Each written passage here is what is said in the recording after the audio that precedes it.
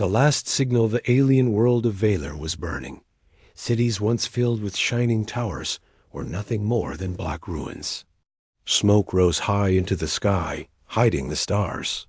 The enemy, a brutal empire known as the Drath, had arrived with endless fleets. They had no mercy. They bombed without warning, and when the survivors ran, they hunted them down. The Velari people, fragile and gentle, were not warriors. Their weapons were useless against the steel monsters of the Drath.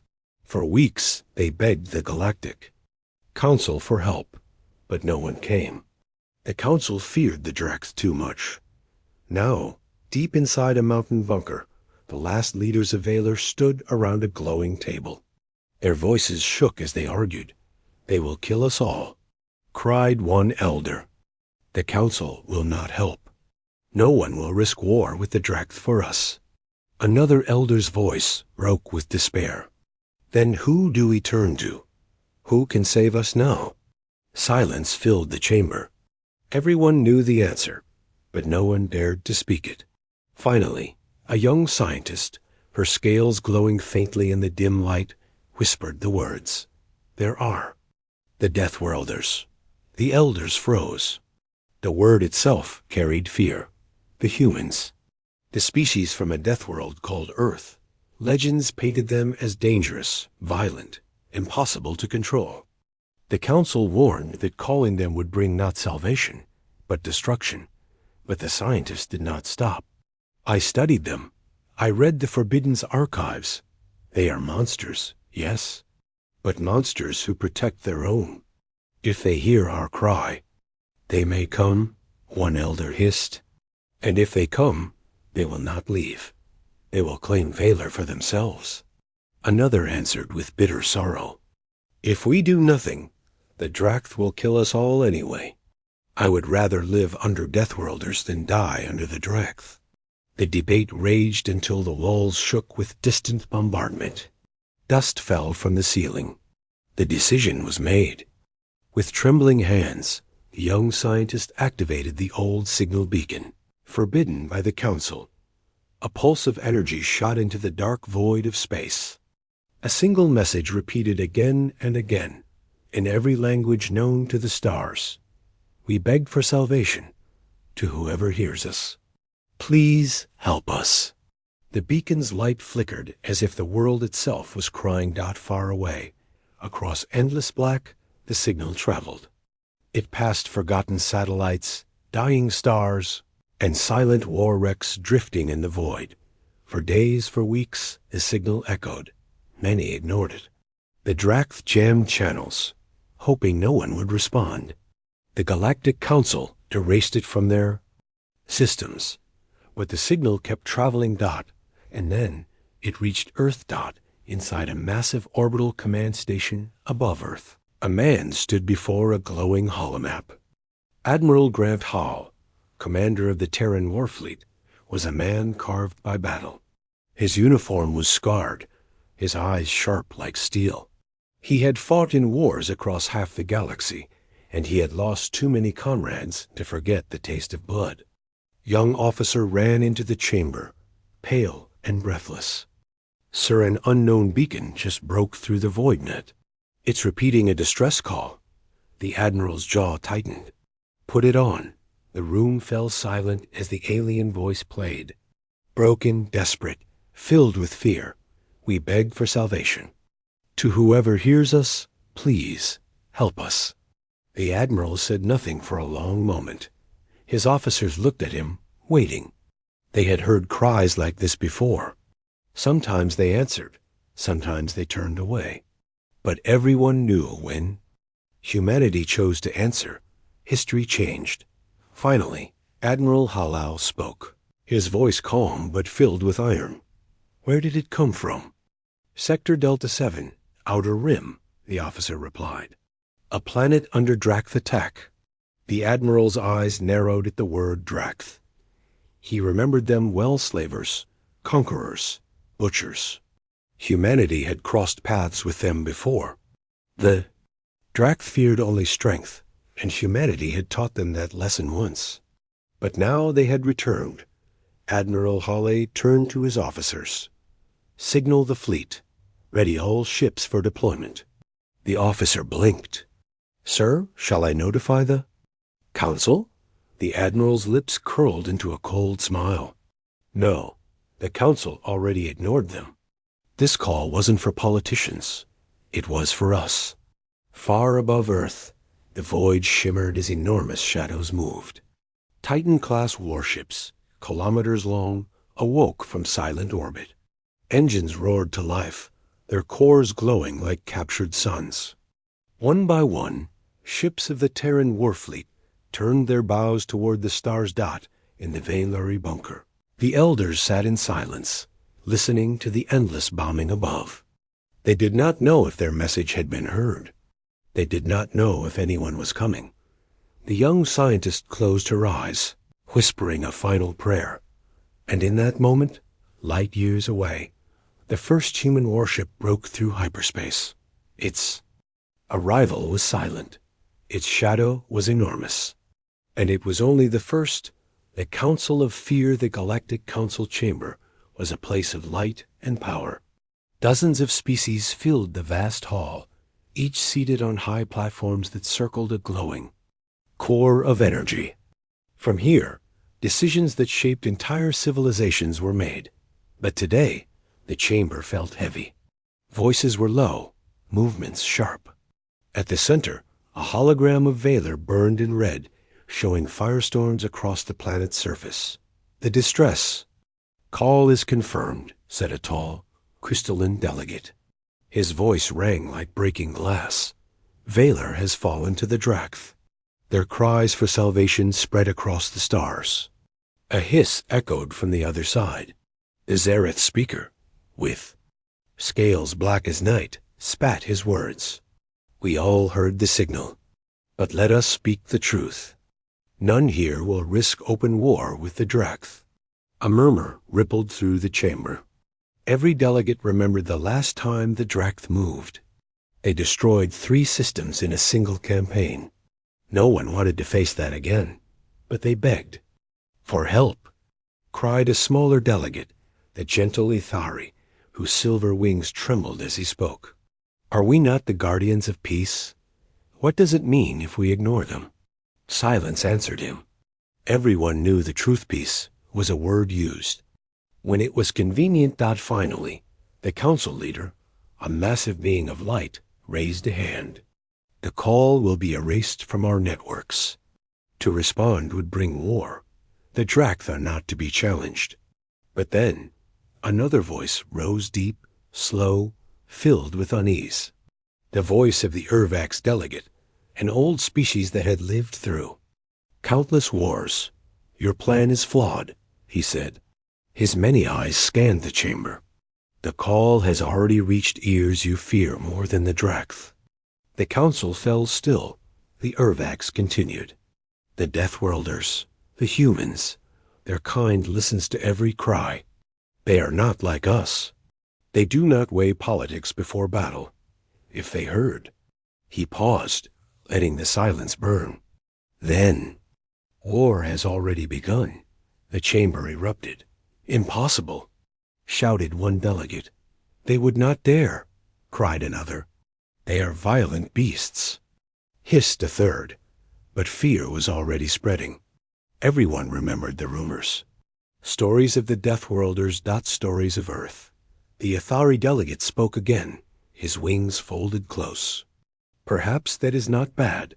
The Draxth must be stopped. If the humans fight them, we all benefit," the Zareth hissed sharply.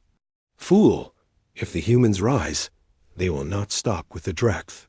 They will keep going. They always keep going." Images filled the chamber screen's archives of past human wars.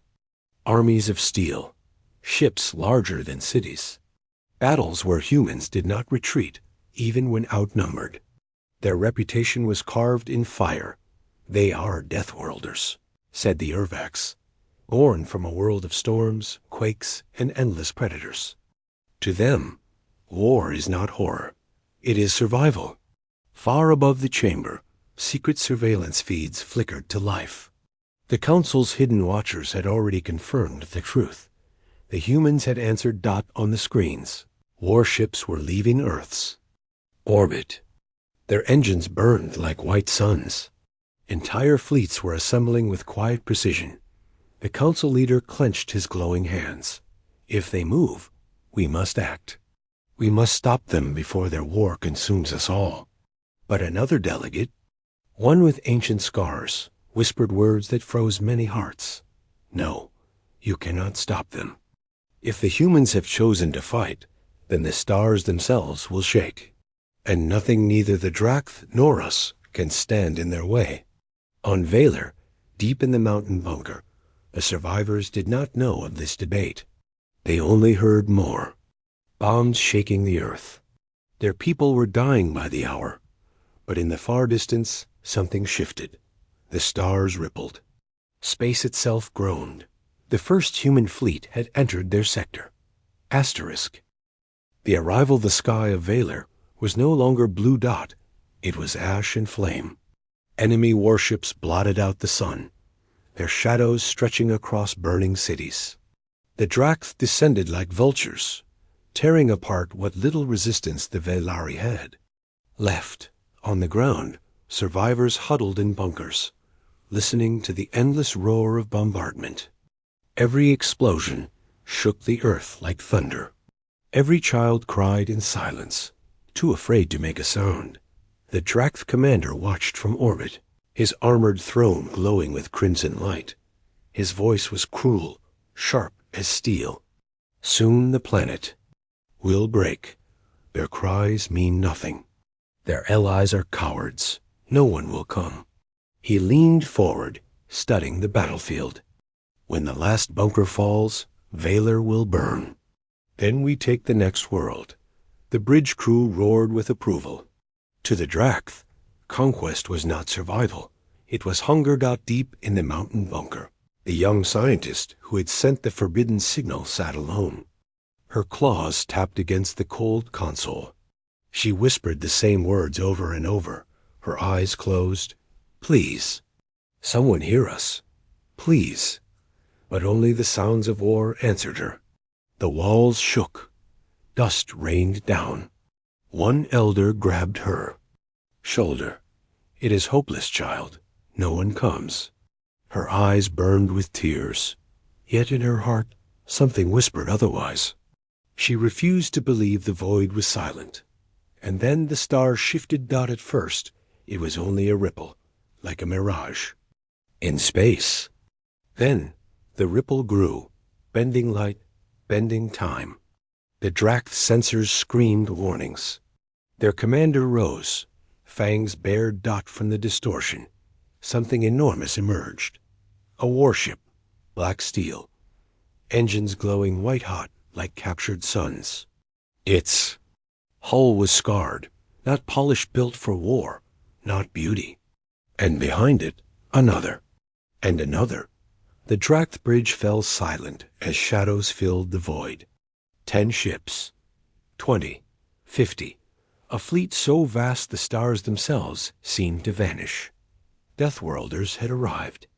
On the surface, the survivors crawled from their bunkers, staring upward. Their eyes widened. Their voices broke. Look, the sky. The sky. Through clouds of ash, massive shapes cut across the heavens. Towers of metal floating in orbit, their engines brighter than suns. To the Vaylari, they looked like gods of war descending from the stars. For the first time in weeks, hope burned in their hearts. The human flagship opened comms. A voice boomed across every channel, every frequency. Cold, steady, undeniable. This world is under our protection now. Withdraw or be destroyed. The Drath commander snarled, his claws digging into his throne. Deathworlders. He spat the word like poison. Kill them all. At his command, Drath fleets turned, thousands of cannons charging. Fire erupted across the void. Red beams, missiles, plasma storms, all hurled at the new arrivals. The human fleet did not move. Their shields flared, swallowing the storm of fire. Their silence was more terrifying than any weapon. Then Admiral Hale gave the order. Fire. The black of space lit up like dawn. Human warships unleashed weapons never seen by the Velari. Rail cannons spat rods of metal at impossible speed, slicing through enemy cruisers as if they were made of paper. Plasma lances burned holes through entire formations. Missiles swarmed like living creatures, hunting targets with ruthless precision. Drax's battleship exploded so brightly it looked like a second sun in orbit. Another was split in half. Its crew sucked screaming into the void. The survivors on the surface fell to their knees, shielding their eyes from the brilliance. The Deathworlders did not fight like soldiers. They fought like storms. But the battle was far from over. From the Drax flagship, a massive shape moved, larger than anything else in the sky. The Dreadnought. A warship so vast it dwarfed even the human Titan-class ships. Its cannons glowed with a crimson fire strong enough to vaporize continents. The Drax commander leaned forward, a cruel smile on his face. So the legends are true. Good. Then let us see if Deathworlders bleed. The Dreadnought's main cannon charged, its glow covering half the sky, and it fired straight at the human flagship. Asterisk, the Wrath of Deathworlders, DRAKT-H Dreadnought's cannon fired. A crimson beam, wider than a city, tore through space. The stars vanished behind its blinding glow. For a heartbeat, the human flagship seemed lost, swallowed by fire. On the surface of Vaylor, the aliens screamed. They thought the humans were gone, destroyed in a single strike. Dust shook loose in the bunkers, and even the young scientist closed her eyes in despair. But when the light faded, the flagship still stood. Its hull was scorched, armor melted in glowing rivers of steel, but it was not broken. Its shields had held. On the bridge of the human ship, Admiral Howell stood unmoved. Smoke hissed from cracked panels. Alarms echoed in the background, but his voice was calm. Return fire. A human fleet moved like predators unleashed. Rail. Cannons fired in perfect rhythm. Each shot a spear of death. Missiles streaked from hidden bays, weaving around Drax's defenses before striking their cores. Plasma batteries flared like miniature suns, cutting through dreadnought escorts with surgical precision. The void burned with chaos. Drax. Warships crumbled one after another. Their formations shattered as the humans advanced without fear. The Velari survivors on the surface looked up, their jaws trembling. They had never seen such destruction. Every blast from the Deathworlders seemed like vengeance itself, like the fury of gods who had finally answered their prayers. But the dreadnought still loomed. It fired again, its crimson beam sweeping across the battlefield, obliterating 3 human cruisers in an instant. Dozens of lives were gone in a flash. For the first time, the human officers looked shaken. But Admiral Hale's eyes narrowed. His voice was low, almost a growl. Bring us in close. His crew froze. Sir, the dreadnought's close-range defenses. Bring us in. Hale repeated. No hesitation. No fear. The flagship turned. Engines roaring. It charged straight at the dreadnought, weaving between incoming fire. Smaller ships followed, swarming like wolves around a giant beast. The Drax commander laughed, claws slamming against his throne. Fools, you dare come closer? He raised his hand. Crush them. Dozens of turrets lit up, filling space with fire. Yet the humans pressed forward, shields blazing, armor tearing, but never slowing. Then, the human flagship's prow opened. Hidden beneath its hull, a weapon stirred, a railgun so vast it ran the entire length of the ship. Its core hummed with deadly power, drawing energy like a star about to be born. Target their main cannon. Hale ordered. The weapon fired.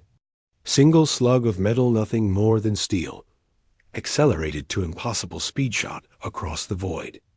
It struck the dreadnought's cannon at its glowing heart.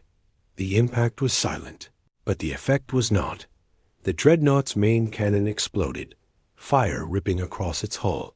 Whole sections of armor shattered, spinning into space. The Drax. Commander roared in rage as flames engulfed his throne room. Deathworlders. He howled. You dare wound me. But the humans were not done. Focus fire, Hale commanded. Like wolves scenting blood, the fleet swarmed the dreadnought. Every cannon, every missile, every plasma beam rained down. The monster ship shook under the storm, its armor breaking. Piece by piece. On the surface, the young scientist fell to her knees, tears streaming. She whispered, "They came. They truly came." Around her, the elders watched in stunned silence. None had believed the Deathworlders would answer, let alone fight like this. The sky itself was their witness, an endless war burning above their heads. But even as the dreadnought burned, the Drax commander refused to fall. His voice echoed. Across all channels, a guttural snarl that carried his fury. You think this is victory? You have only awakened the swarm. This fleet is nothing compared to the storm we will bring. The galaxy will drown in fire. The channel cut, but his words lingered like poison. Admiral Hale's face hardened. He knew the Drax commander was not lying. Destroying this dreadnought was only the beginning. The dreadnought shuddered one last time. Then, with a blinding explosion, it split apart. Fire consumed its core, tearing the monster into fragments that burned like falling stars. The Vailari screamed, not in fear this time, but in hope. In victory. Yet on the human bridge, Admiral Hale gave no cheer. He stood in silence, eyes locked. On the burning wreck, because he knew what this meant, the Drax would not forget this day. And war, true war, was coming. Asterisk. The price of salvation, the fires in the sky had faded.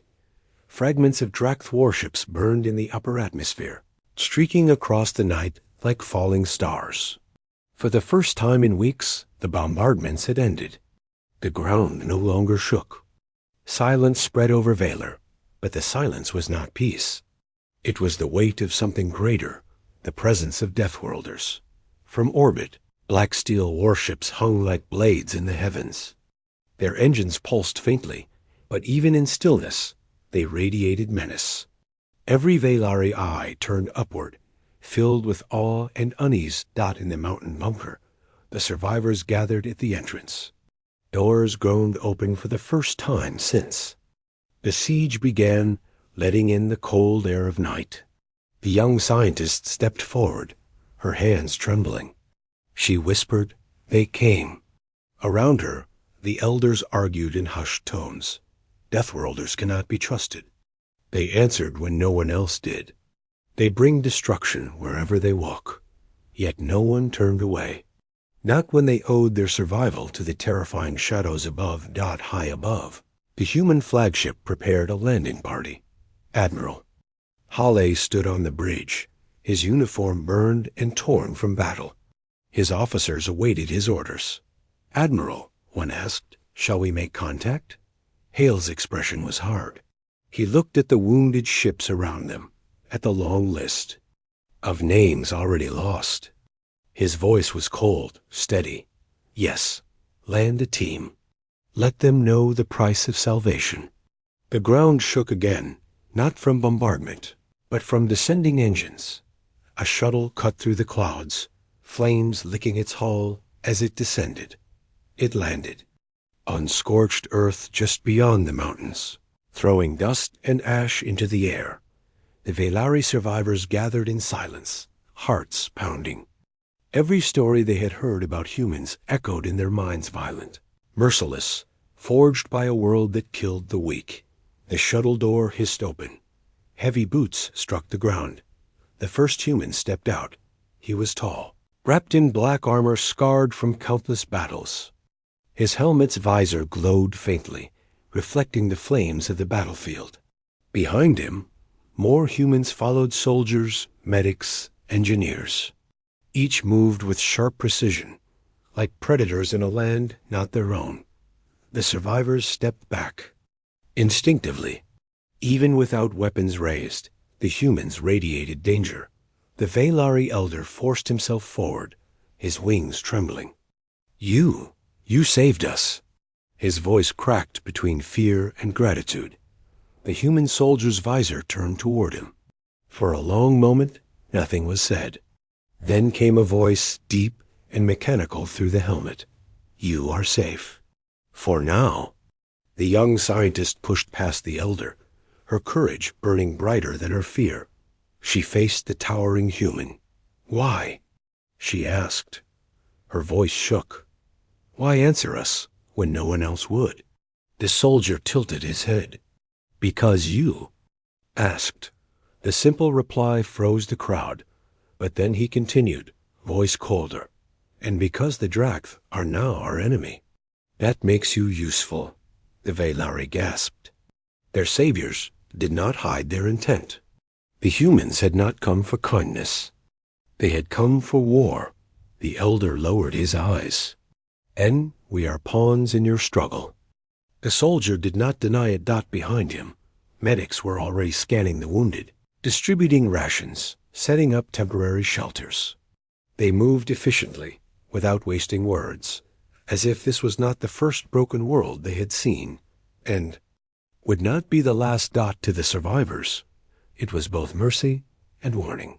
That night, as the survivors rested under the ruined sky, the young scientist sat alone, staring at the burning wrecks in orbit.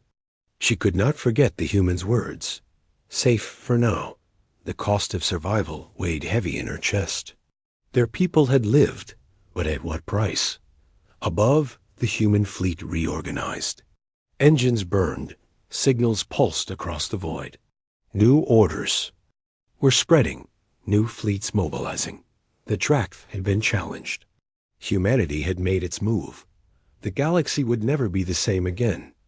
Asterisk the gathering storm, the news spread faster than light.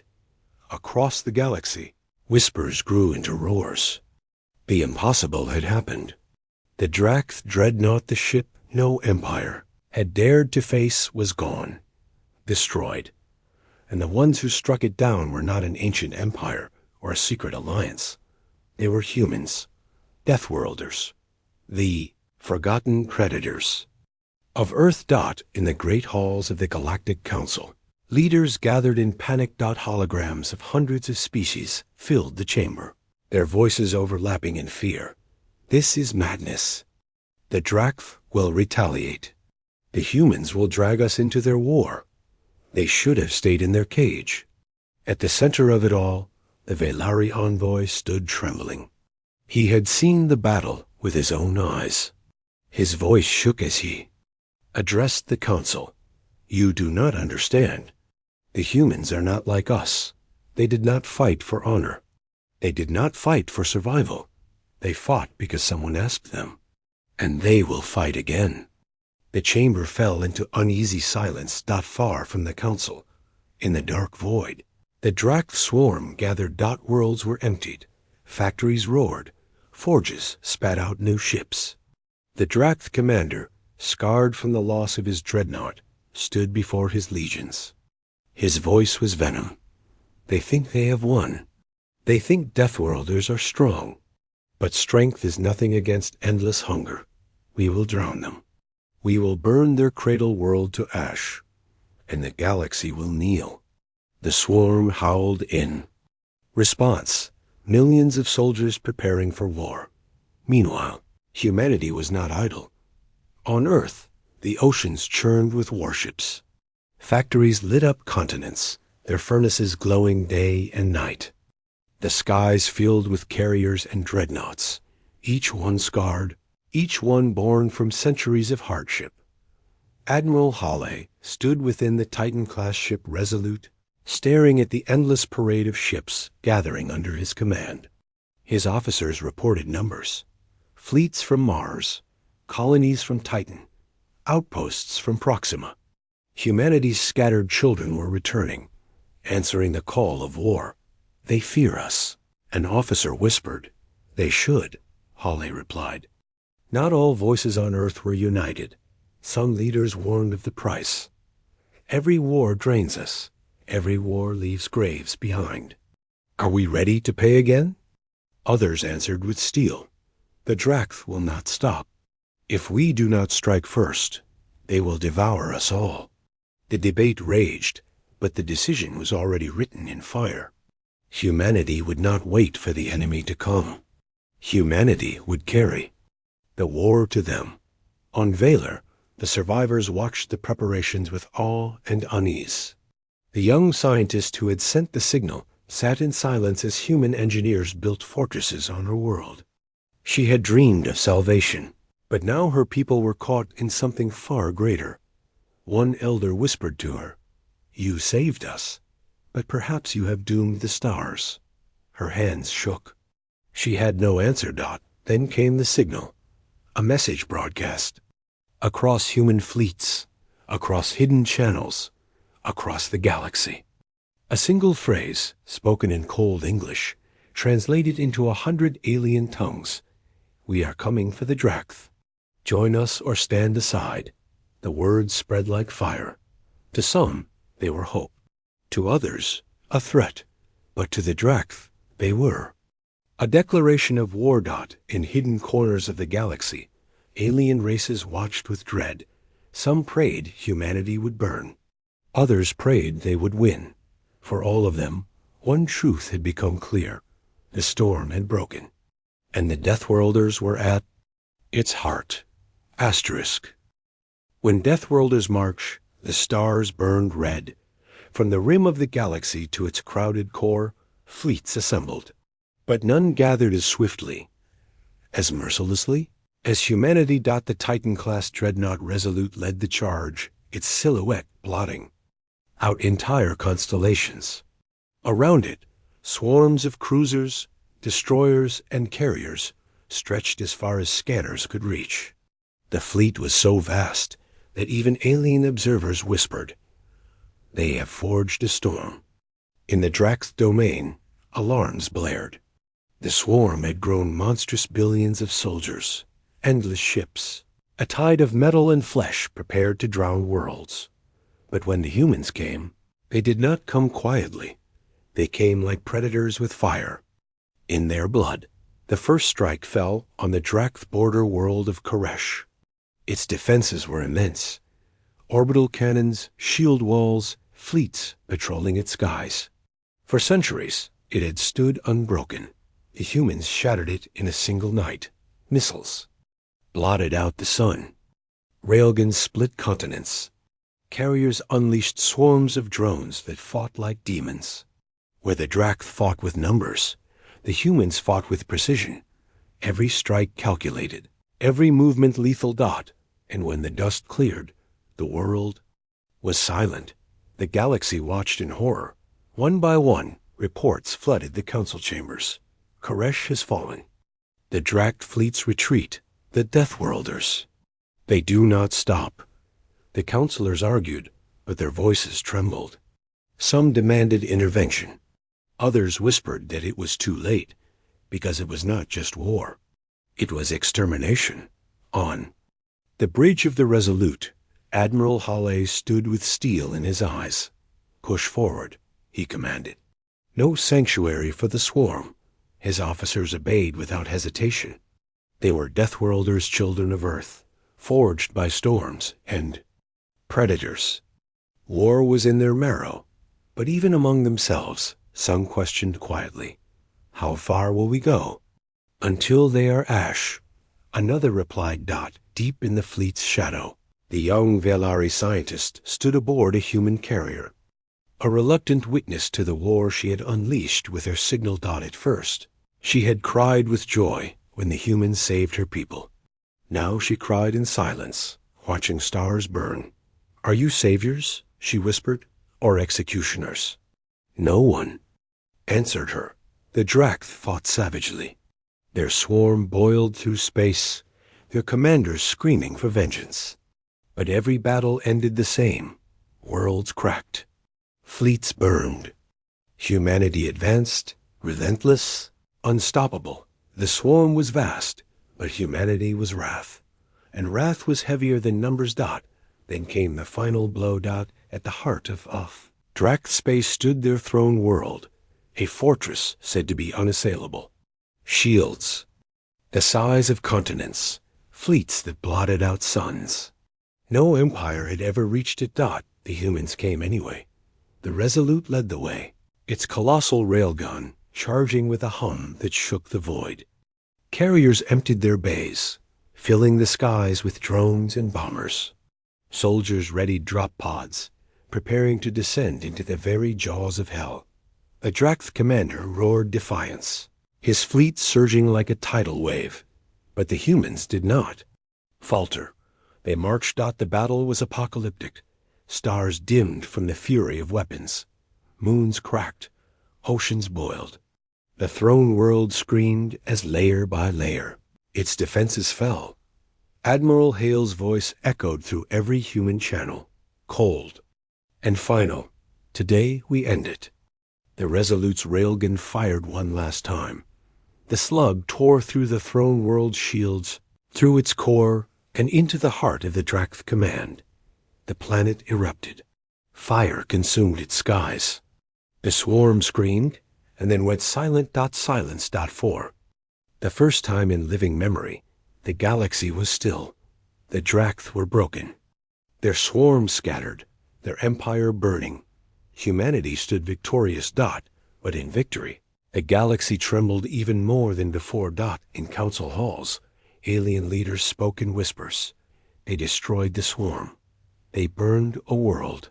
They are unstoppable. The young Velari scientist, standing among them, raised her voice. You called them Deathworlders. And now you see why. They are not here to beg for a place among you. They are here to remind you, this galaxy is no longer yours alone. On the bridge of the Resolute, Admiral Hale looked out at the ruins of the throne world. His crew stood, silent, waiting for his words. He spoke only one sentence. The war is over, but they will remember us.